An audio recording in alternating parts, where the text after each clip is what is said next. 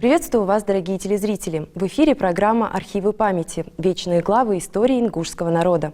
Сегодня мы погружаемся в одну из самых захватывающих страниц в истории Великой Отечественной войны.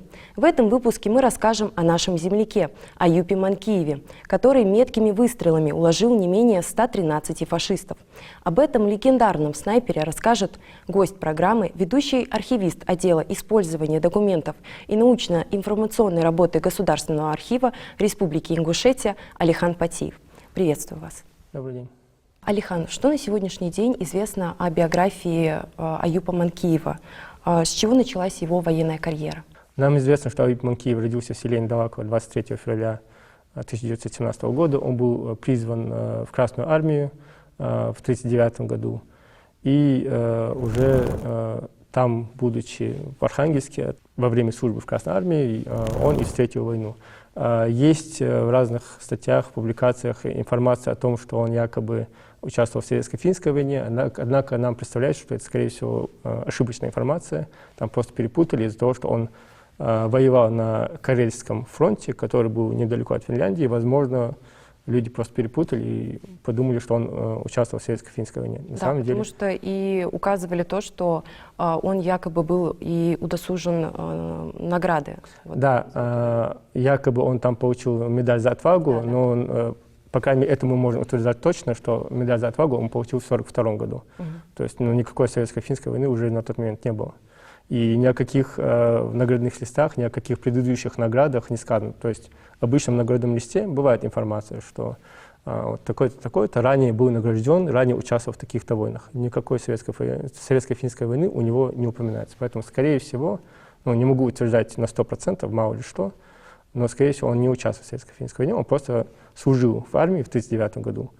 Потом уже, вот как война началась... Был отправлен на фронт. Да, был отправлен на фронт, на Карельском фронте, в 66-м гвардейском полку он служил. 23-й... Сразу же в качестве снайпера или он был... Нет, вот он служил в 66-м гвардейском полку 23-й стрелковой дивизии. Он служил в 66-м полку 23-й гвардейской стрелковой дивизии первой ударной армии. Кстати говоря, об ударных армиях. Это были специальные подразделения, специальные армии, которые на бумаге должны были быть более укомплектованы тяжелыми какими-то, тяжелой артиллерией, танками и прочим, но по факту вот эта первая армия, она не была особо укомплектована.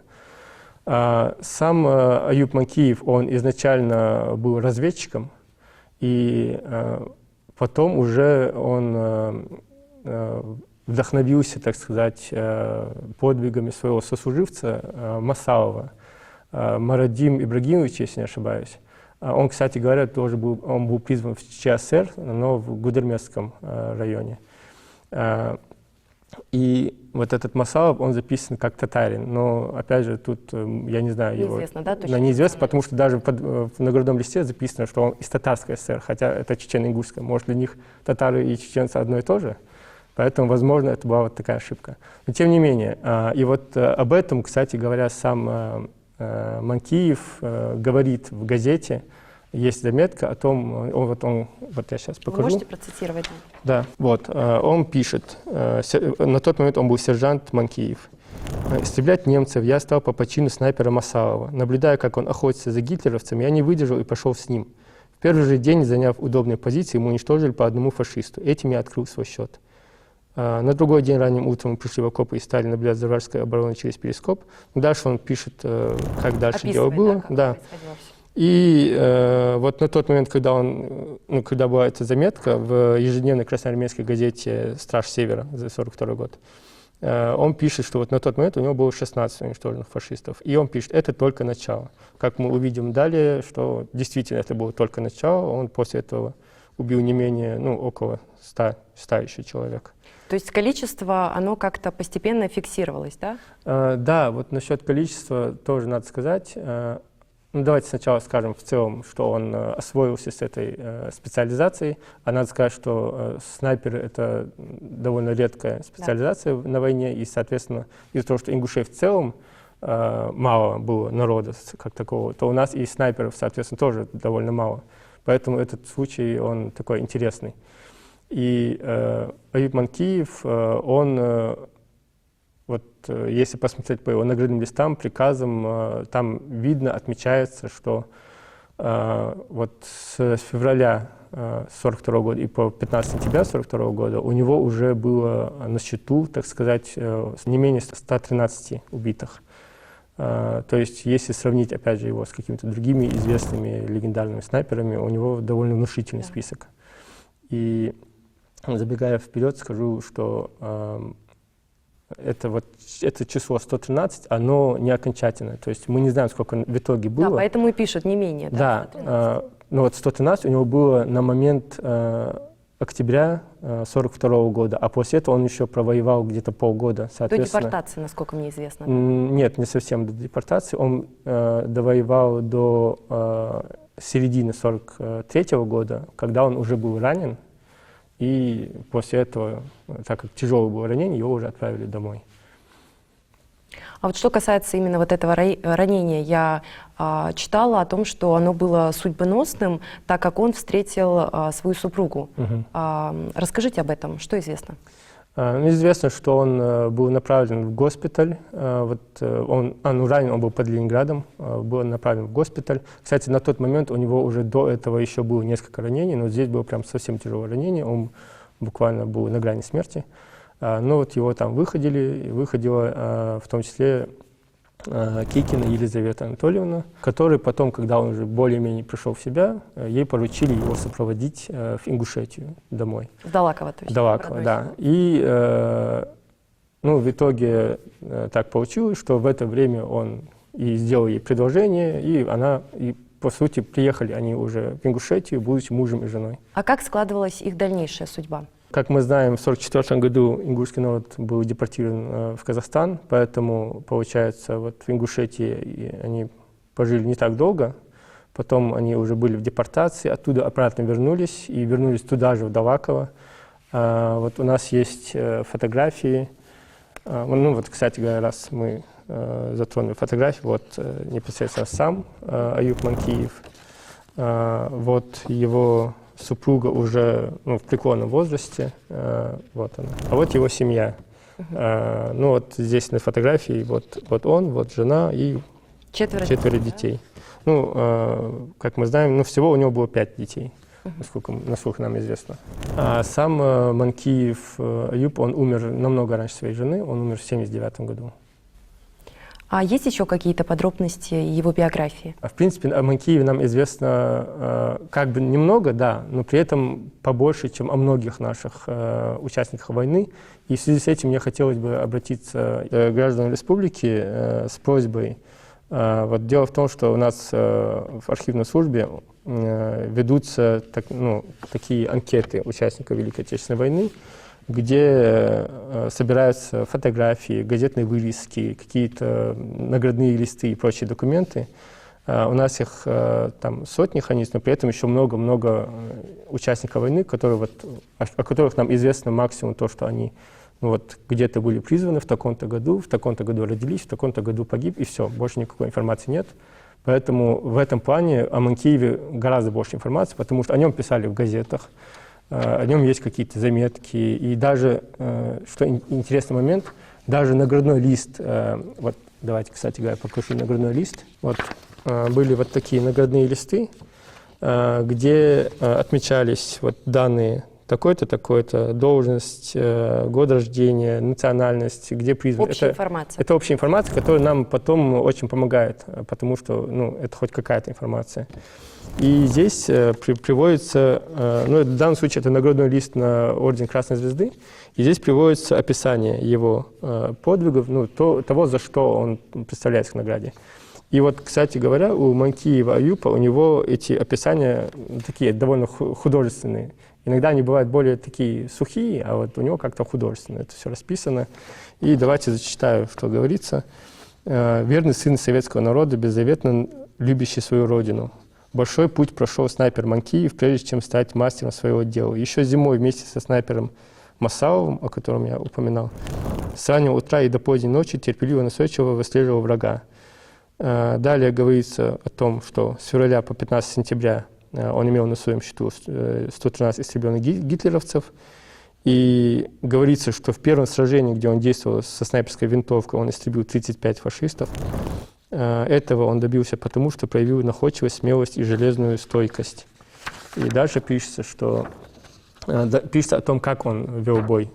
Он говорится о том, что выбирал огневую позицию непосредственно на поле боя, где дрались наши пехотинцы, чтобы быть незамеченным. Он ложился там за трупами убитых и оттуда метко поражал врага. Дальше приводится и как отдельный такой эпизод, интересный тоже, вот как некая снайперская дуэль. 5 дней продолжался поединок советского снайпера с фашистом. Они оба хитрили, меняли позиции, создавали ложные мишени, стреляли, но не показывались. На 5-й день он попросил стрелка открыть, другого своего сослуживца, открыть огонь по предполагаемой позиции фашиста и стрелять до тех пор, пока тот не ответит. Оно не выдержал, немец выстрелил. Наш боец умолк, сделал вид, что он убит. И вражеский снайпер высунул голову, чтобы полюбоваться своей работой, и меткая пуля Манкиева немедленно продырявила голову в фрицу. Весь этот материал, он публикуется сейчас где-то? То есть можно обратиться, прочитать на сайте, может, у вас, или где-то публикации в книгах? Ну, какая-то из этой информации есть и в общедоступном интернете. А в целом, если вот вас интересует уже все, что вот по нему есть, вы можете обратиться уже в госархив, в Магасе, да, где вам уже в хранилище покажут, дадут почитать и прочее. А так, многое о нем уже есть в интернете, о нем написаны статьи. Да, эти статьи с некоторыми погрешностями, но более-менее полную информацию они дают. А говоря о его сослуживцах, готовясь к нашей программе, я прочитала о том, что с ним служил его двоюродный брат Абубакар Манкиев. Угу. Вот есть ли какая-то информация о нем? Насколько мне известно, Абубакар Манкиев, он служил в той же дивизии, но уточняется в газетах в том числе, что они не в одном подразделении служили, и они встречались редко.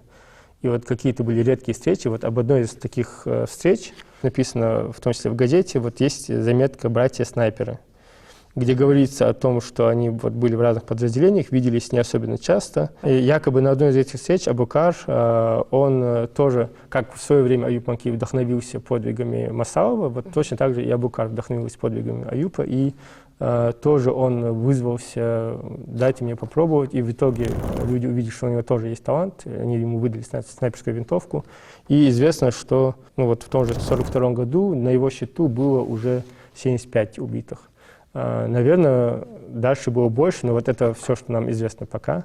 Он тоже был награжден Красной Звездой, орденом Красной Звезды, и, насколько нам известно, он, к сожалению, погиб на фронте в 1944 году, если не ошибаюсь. Продолжая тему газетных публикаций, здесь также есть интересная статья известного писателя Ильи Эренбурга, который написал статью «Кавказ», в которой он говорил о том, как уроженцы Кавказа бьют врага на фронтах. И в том числе он упоминает, что свыше сотни немцев истребил у Мурманска ингуш Аюб Манкиев. Но это, в общем-то, все, что о нем написано, но даже это ценно для архива. И вот еще интересно, что вот есть такая публикация из материала газеты «Страж Севера», в котором Манкиеву, вот он здесь, его поздравляют с тем, что он уже убил 100 фашистов. То есть мы видим, что его подвиги замечались, отмечались, публиковались в газетах, и в целом он был заметен. Да, он был на слуху на тот период, да. Как в принципе и сейчас. А есть ли подробности вот именно документальные о его наградах? Нам известно о 2 его наградах, вот, которые я уже упомянул. Это медаль за отвагу, в марте 1942 года она была вручена, и орден Красной Звезды, который был вручен в феврале 1943 года, но наградной документ делался уже в октябре 1942 года. О других наградах нам неизвестно. А есть ли еще какая-то информация вот, непосредственно о Аюбе Манкиеве? Ну вот у нас среди его дел также есть анкета участника. Она заполнялась его сыном Адамом Аюповичем. который отмечал какие-то биографические моменты, которые, ну вот среди них, например, когда точно он умер, 30 декабря 1979 года, он написал, что он был ранен 5 раз. То есть это уже мы имеем информацию со слов его сына. И вот здесь интересный момент, кстати говоря, то, что он пишет, что он был представлен к ордену Красного Знамени в 1943 году, сын пишет. Возможно, так и было, но в данном случае у нас нет пока официального документа, подтверждения у нас нет, поэтому мы не можем это утверждать. Также у нас среди документов есть вот интересная справка архивная, она выдана Центральным архивом Министерства обороны в ответ на запрос Экажевского военкомата. И где говорится о том, что вот они говорят, на ваш запрос сообщаем, что в картотеке учета награжденных значится старший сержант Манкиев Аюб Кавдиевич. И вот здесь важный момент, командир взвода. А из всех предыдущих документов нам было известно только то, что он был помощником взвода. А здесь написано, что он уже был командиром. Говорится о том, что он был награжден медалью за отвагу и Красной Звезды, что других наград у него нет. И упоминается, когда конкретно он был назначен командиром. Он был назначен 19 мая 1943 года. И здесь говорится о том, когда он был ранен, приводится дата этих ранений. И дальше пишется, что он выбыл 7 июня 1943 года с пометкой «болен». Мы предполагаем, что, возможно, это вот то самое ранение и было. Да, но опять же утверждать мы не можем, но вот, скорее всего, плюс-минус где-то так оно и было. К сожалению, далеко не о всех наших участниках войны мы можем рассказать столько, сколько, например, об Аюбе Манкиеве. И работа продолжается, она ведется и Госархивом Республики Ингушетия, и, насколько я знаю, и музей имени Тугана Мурсагова тоже ведет эту работу, различные исследователи, научно-исследовательский институт. Работа продолжается, пока, к сожалению, информации не так много, поэтому, опять же, повторяюсь, скажу, что нам важно, чтобы родственники этих людей, они приносили то, что у них есть, чтобы потом можно было скопировать, зафиксировать эту информацию, которая уже будет иметь ценность уже для следующих поколений, которые уже будут знать более точно, кто участвовал, когда и так далее. Ну, мы, в свою очередь, Алихан, желаем вам в вашей нелегкой работе больших успехов и надеемся, что вы будете и дальше радовать нас новыми открытиями. Спасибо, что позвали в студию. Дорогие телезрители, к сожалению, наше эфирное время подошло к концу. Благодарим, что были с нами. Это были архивы памяти, вечные главы истории ингушского народа. До новых встреч!